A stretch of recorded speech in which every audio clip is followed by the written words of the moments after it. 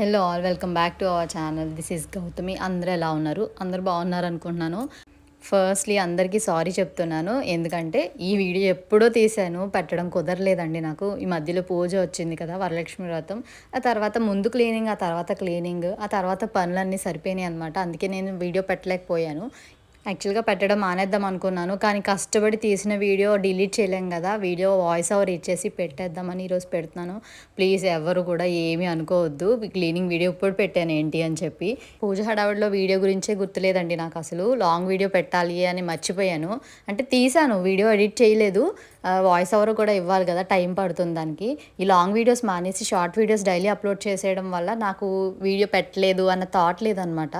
ఇవాళ వీడియోలో క్లీనింగ్ చేస్తూ మీతో మాట్లాడతాను. నేను ఒక షార్ట్ అప్లోడ్ చేశానండి మొన్న. అంటే మొత్తం క్లీన్ చేసి ఏదైనా ఒక్క పార్ట్, ఒక్క రూమ్ కానీ వదిలేసామనుకోండి, దాని మీదే ఉంటుంది అనమాట. ఇది క్లీన్ చేయలేదు కదా అని ఒక డిస్సాటిస్ఫాక్షన్. సో మొత్తం క్లీన్ చేసిన తర్వాత ఈ ఒక్క షెల్ఫ్ వదిలేసాను. అంటే ఇందులో ఉన్నవన్నీ కూడా షో పీసెస్ అనమాట. నాకు వచ్చిన గిఫ్ట్స్ కానీ, లేదంటే కొన్ని సెరమిక్ ఐటమ్స్ ఉంటాయన్నమాట. ఎక్కువ టచ్ చేయను వీటిని, అందుకని తర్వాత క్లీన్ చేద్దామని వదిలేసాను, మర్చిపోయాను కూడా. ఆ తర్వాత గుర్తొచ్చిందనమాట, అయ్యో ఇది ఒక్క షెల్ఫ్ వదిలేసాను కదా, క్లీన్ చేసేస్తే అయిపోయేది కదా అని.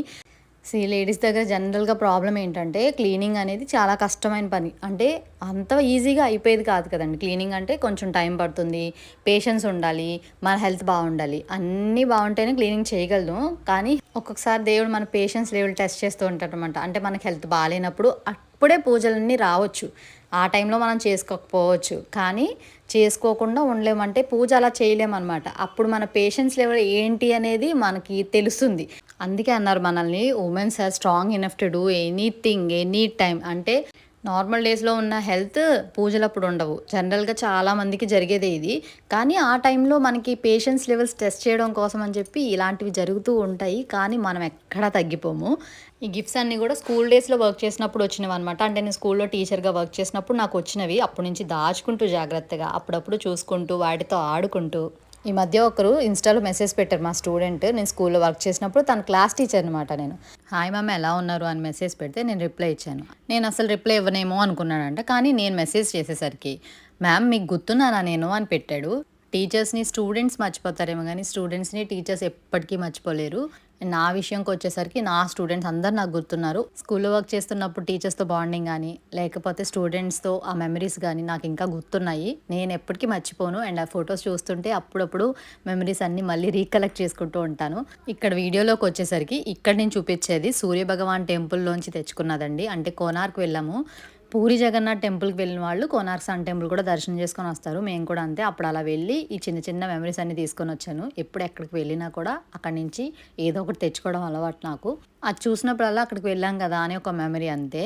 ఇంతకు ముందున్న సూర్యభగవాన్ టెంపుల్కి ఇప్పుడున్న సూర్యభగవాన్ టెంపుల్కి చాలా డిఫరెన్స్ ఉందన్నమాట. లాంగ్ వీడియోస్ ఏం పోస్ట్ చేయలేదు, కానీ షార్ట్ వీడియోస్ మాత్రం పూరి జగన్నాథ్ టెంపుల్కి వెళ్ళినప్పుడు అక్కడ ఎక్స్ప్లెనేషన్ అంతా కూడా చాలా క్లియర్గా ఇచ్చాను. మీకు ఎవరికైనా ఇంట్రెస్ట్ ఉంటే ఒకసారి నా షార్ట్ వీడియోస్లో వెళ్ళి చూడండి.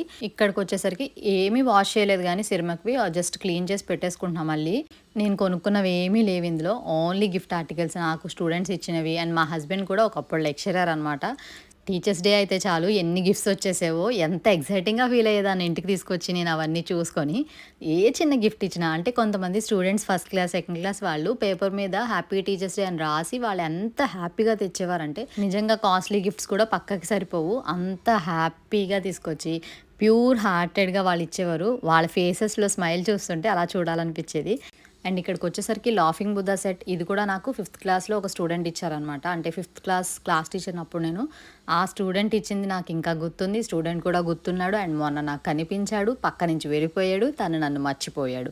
యాక్చువల్గా నా పేరు మర్చిపోలేదు, గౌతమి టీచర్ అనేసి వెళ్ళిపోయాడు అనమాట. అంటే తను నేను మర్చిపోయాను అనుకున్నాడో ఏంటో నాకు తెలియదు, కానీ మన ఊరు వెళ్ళినప్పుడు ఇది జరిగింది. సో ఎలాగో పిల్లల గురించి చెప్తున్నాను కదా అని ఇది కూడా గుర్తొచ్చి చెప్పాను. ఇంకా ఇక్కడ చిన్న భగవద్గీత బుక్ మా హస్బెండ్ ఎక్కడికో వెళితే విజయవాడ నుంచి తీసుకొచ్చారన్నమాట. ఇది చాలా క్యూట్గా ఉంది.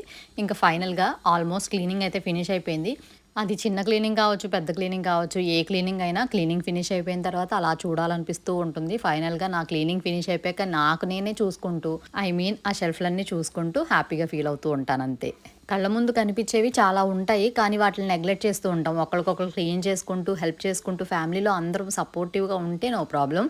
షేరింగ్ ఉండాలి. షేరింగ్ ఉంటే ఏం ప్రాబ్లమ్ ఉండదు. ఒకళ్ళకొకళ్ళు అండర్‌స్టాండింగ్ ఉంటుంది. ఫ్యామిలీ సపోర్ట్ ఉంటుంది ప్రతిదానికి. క్లీనింగ్ అయినా సరే we should help each other and ఒకళ్ళకొకళ్ళు షేర్ చేసుకోవాలి. ఇక్కడికొచ్చేసరికి ఈ షింక్ అనేది నేను అస్సలు యూజ్ చేయను. ఓన్లీ ధృతి యూజ్ చేస్తదనమాట. అందుకే అంత వర్స్ట్‌గా ఉందది. నేను 10 డేస్‌కి ఒకసారి క్లీన్ చేస్తూ ఉంటాను. అది మళ్ళీ అలా అయిపోతుంది. అసలు అలా అవ్వడానికి రీజన్ ఏంటంటే వాటర్ కలర్స్ వేసుకుంటది అప్పుడప్పుడు. ఆ వాటర్ అంతా తీసుకొచ్చి మళ్ళీ ఆ షింక్‌లో వేస్తూ ఉంటుంది. అవన్నీ కలర్స్‌గా అయిపోతాయి. అంటే కొంచెం ఎక్కువ వాటర్ వేసేస్తే ఆ కలర్స్ అన్నీ పోతాయి.